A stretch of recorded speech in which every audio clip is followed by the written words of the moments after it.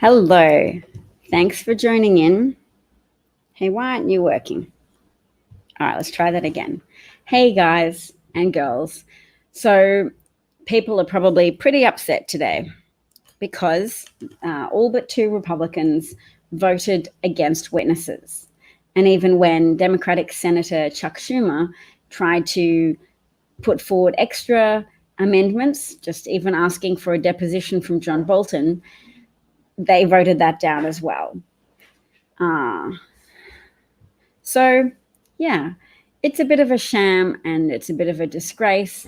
And I cried yesterday when I heard Lamar Alexander was going to vote no, because to me, that's when I found out that, there weren't going to be enough Republicans of conscience, not enough Republicans of conscience to even have witnesses and documents in a Senate trial. And of course, it's unprecedented. There've been 15 Senate impeachment trials of other people, and they've all had witnesses and documents appearing before the Senate. So Monica Lewinsky was forced to testify in gritty detail about her encounter with the president. But in this instance, people who are sticking to Republicans are trying to pretend that the witnesses in the House count as witnesses. And they're trying to pretend that they were all Democratic witnesses, ignoring the fact that Republicans called Kurt Volker, Mr. Morrison. What was Morrison's first name? And then also Jonathan Turley as a constitutional scholar. So, yes, it has sparked a lot of people's attention and drawn their attention to the fact that essentially, yes, the Republican Party is like a crime syndicate at the moment. They've been co-opted into supporting a mob president who disgraces himself at every opportunity, seeks to cheat in elections, seeks pretty successfully. I mean, his Ukrainian extortion scheme was exposed and so didn't come to fruition, but they were still trying to use that as fodder for denigrating Joe Biden and trying to damage his prospects of succeeding in the Democratic primary elections. Hi, Craig. I might have to ask my children something. Children, come to the living room, please. That doesn't sound like happy noises. Come to the living room. That was some sad screams from my 4-year-old, so we've got to sort that out. Up on screen, I have some statistics just because I think something that might help wavering independents, because people that try to make excuses for Trump are finding it harder to deny that he is a criminal, that he broke various statutes pertaining to bribery, pertaining to extortion, pertaining to campaign finance laws that say it's illegal to solicit help from a foreign nation, let alone extort people to help you win an election. So those wavering people who say, oh, well, Trump's done so much for America, he can't be impeached. You've got to overlook his departures from legality or from appropriate behavior. You really don't, and Trump's terrible for the economy. So here we come up against people's passive racism in that they were blind to Obama's economic achievements. I guess that's not just racism, that's also hyperpartisanship, inability to acknowledge the achievements of a political leader if they're not from your own party or from the party you're strongly affiliated with. So racism and partisanship combine together to produce widespread ignorance about the economic recovery. So now what we need to do is look at this problem we've got here. How can I go back to that screen?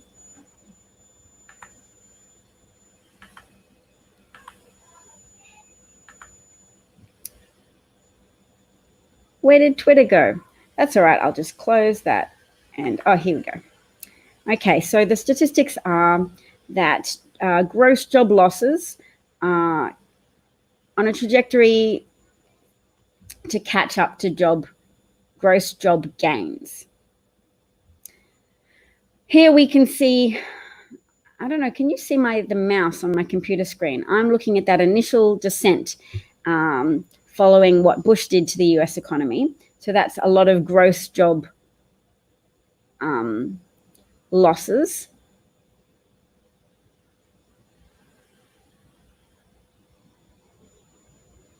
Actually, that number is falling. So when did gross job losses peak? Interesting. But anyway, I do think Democrats and Democratic supporters have to talk more about the economy and what Trump has done to the economy.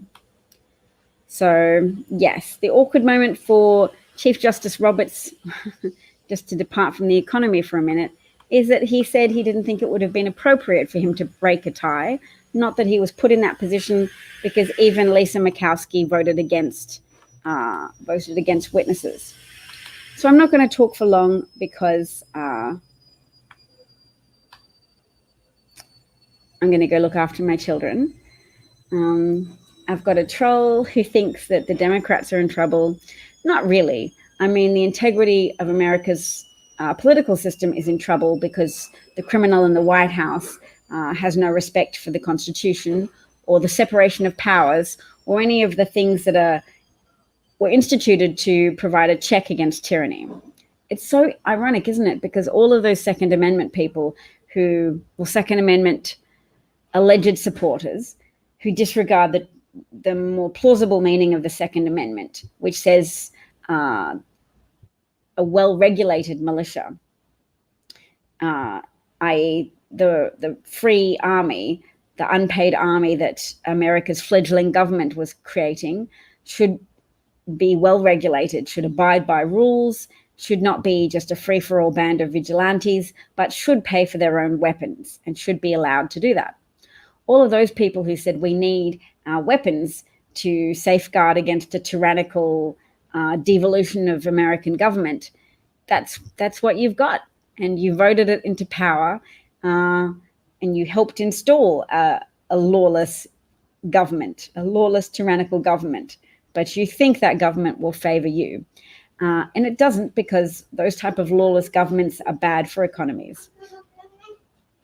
Are you ready? I'll take you outside to play, but you have to finish brushing your hair, baby. Hairbrush.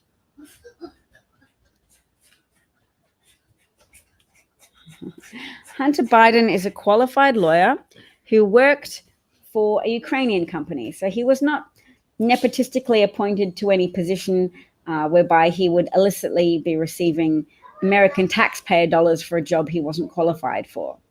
So no, Joe Biden and Hunter Biden were investigated by the Ukrainian government already and found to be guiltless of any crime. Hooray for them.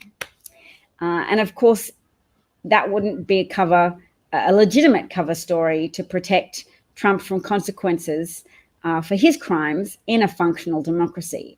Unfortunately, Republicans are still sabotaging the functionality of America's system of checks and balances. And their excuses are pretty transparently terrible, and that's agitating a lot of Americans today.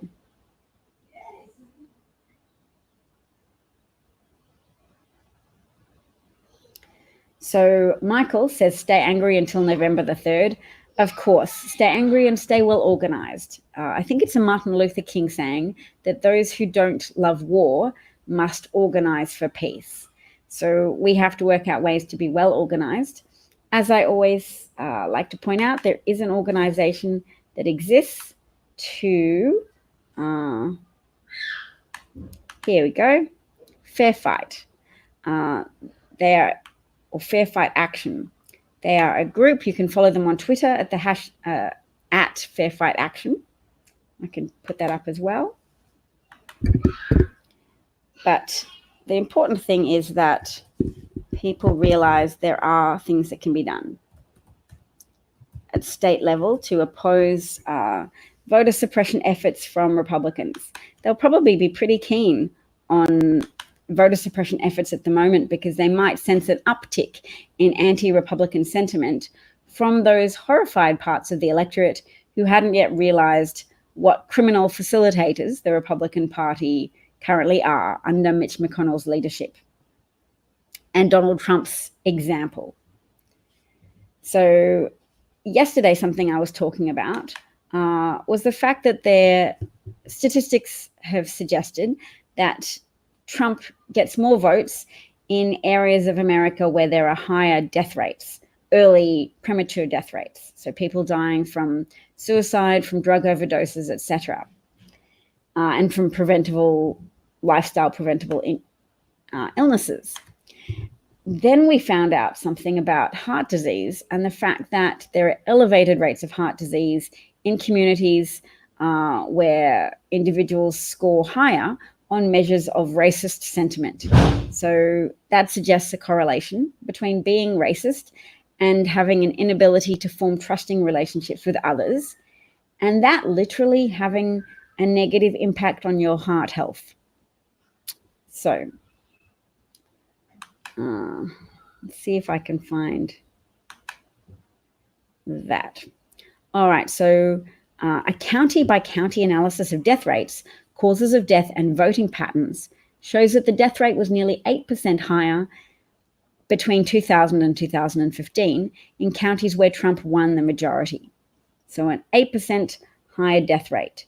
When people were despairing and dying, they thought Trump was going to be their savior. And they were presumably too racist to acknowledge the fact that the economy was already on a recovery trajectory because of Obama's achievements. I understand that it would be difficult to just notice a trajectory in general sense if your own life was in disarray and your own economic opportunities looked highly constrained. Now, one thing I learned yesterday that might be of significant interest to people. Oh, there are comments and I'm missing the comments. Let's check it out. And they're trolls. Yes. Well, Hunter Biden didn't do anything wrong. He merely benefited from having a famous father, and that is distinct from nepotism. So we'll block the trolls because sometimes trolls come in with innocuous little comments about how, yes, sure, they're Democrats. They're just not really Democrats. They're just very suspicious about things that coincidentally Russian divisive forces want people to be suspicious about. Oh, yep, too many trolls today. But of course there would be trolls right now because they're trying to discourage people from switching their allegiances and their alliances from Republican to Democrat. Because, of course, we're getting a lot of reports at the moment of people who've been lifelong Republicans actively going and switching their party affiliation to Democrat today. So let's have a look for myself so I can get online.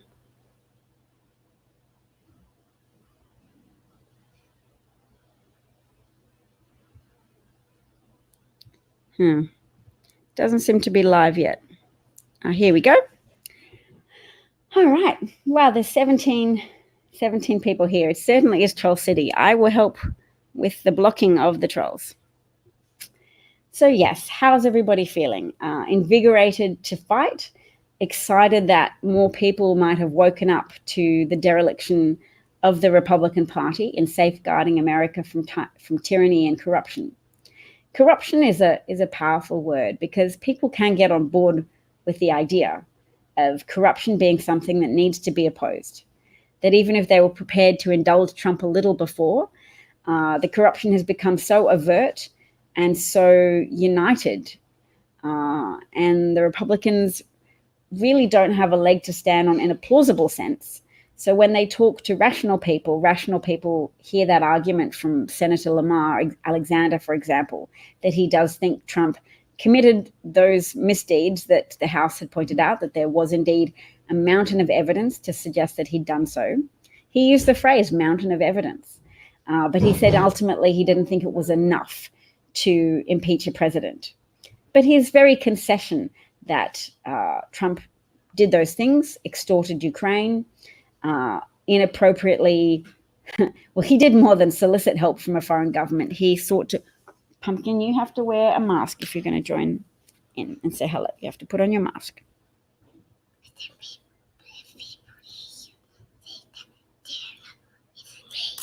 Yeah, they'll know it's you, but your face will be a little bit covered up.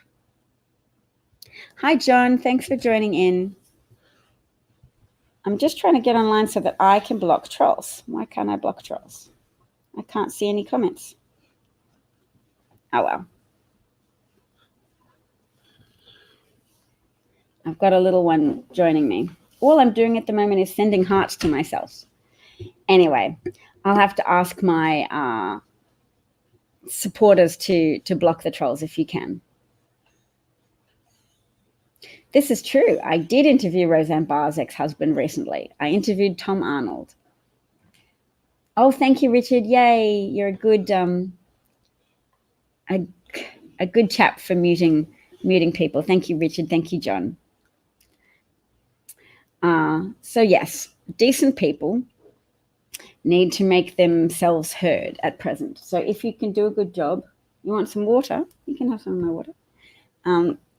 Write a letter to a local paper, stick a sign up at your library, join in with a local protest, and just be visible, because we're trying to counteract the effects of propaganda. And the propaganda, or the optics of the propaganda, will often try to inflate Trump supporter numbers.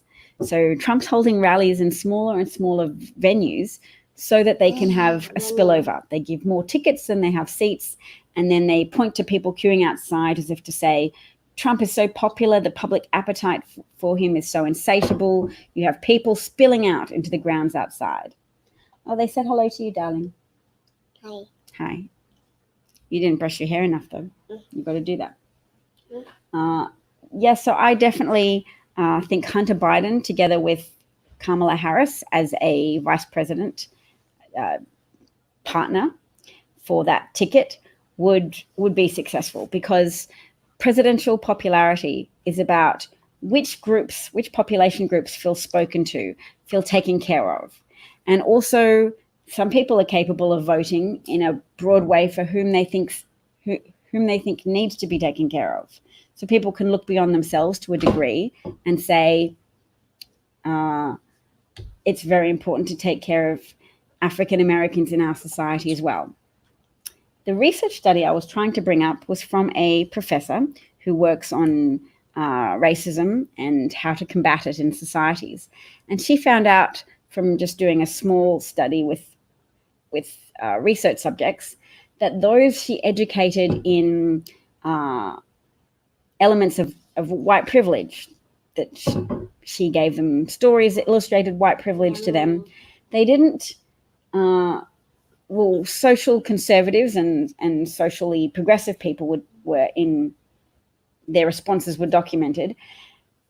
Progressives didn't increase in their sympathy for Black Americans after receiving the white privilege training. They just had a higher baseline level of sympathy. But what did happen was that they became less sympathetic towards poor white people after receiving that white privilege training. So that means maybe those complaining white people have a point. And the point is not that they really have lost out on anything, but that in a practical sense, but they have lost sympathy.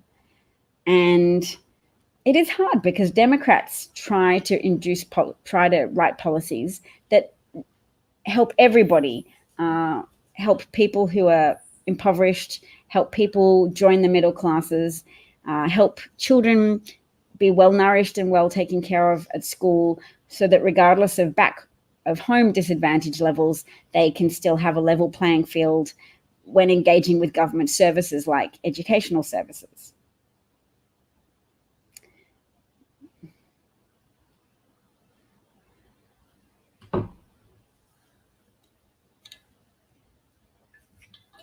Champagne, you're a bit of a Bernie fan, aren't you?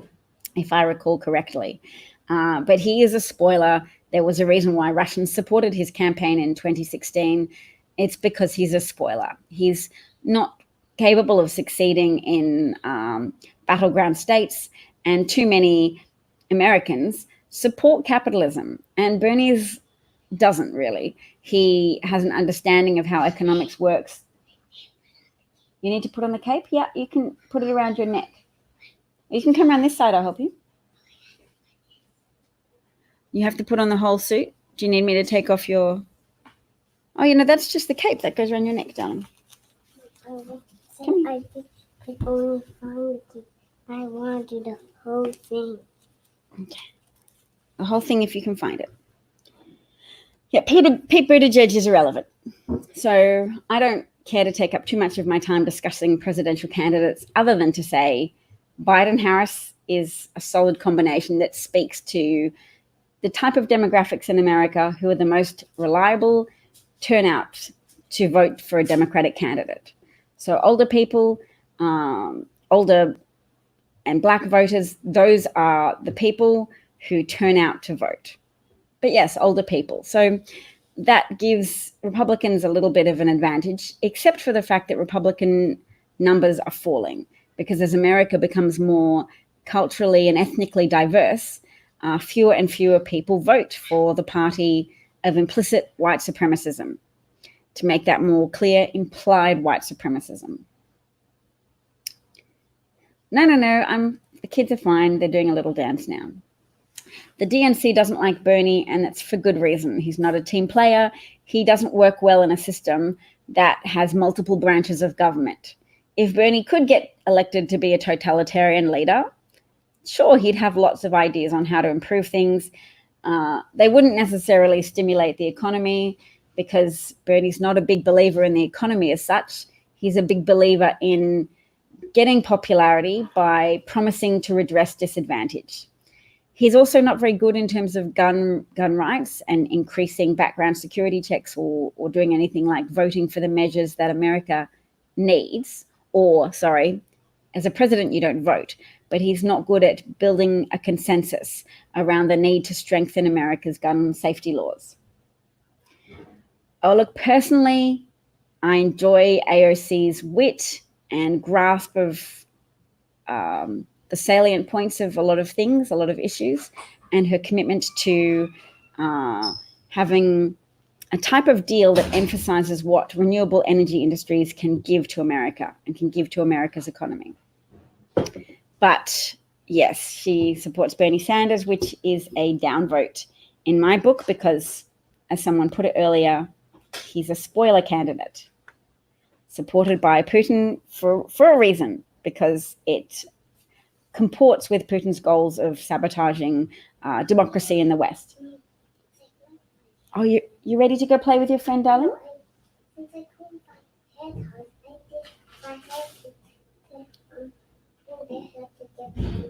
Okay, yes, now I do have to go. I have to go take my daughter downstairs for a play date. Thanks so much for joining in, everyone. Actually, maybe my husband can. Darling, can you finish brushing your hair and ask Daddy to take you downstairs for play?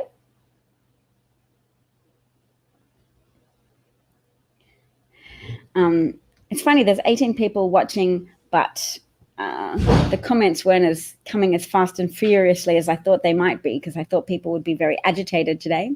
That's cool, though. We're going to keep up our agitation. We're going to keep our productive agitation levels up. Thanks, Harvested Bee. See you later, everyone. And take care. Don't forget to talk about the economy and circulate articles that share the impact that Trump's policies and actions have had on suppressing economic activity in the US.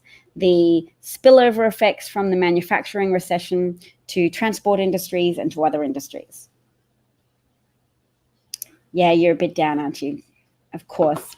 Well, I'm going to send all my good wishes. I'll be back another time with more suggestions and brainstorming ideas, and we'll talk again soon. Yeah, keep up the rage. We're going to use it productively. Thanks, everybody. Bye. End broadcast.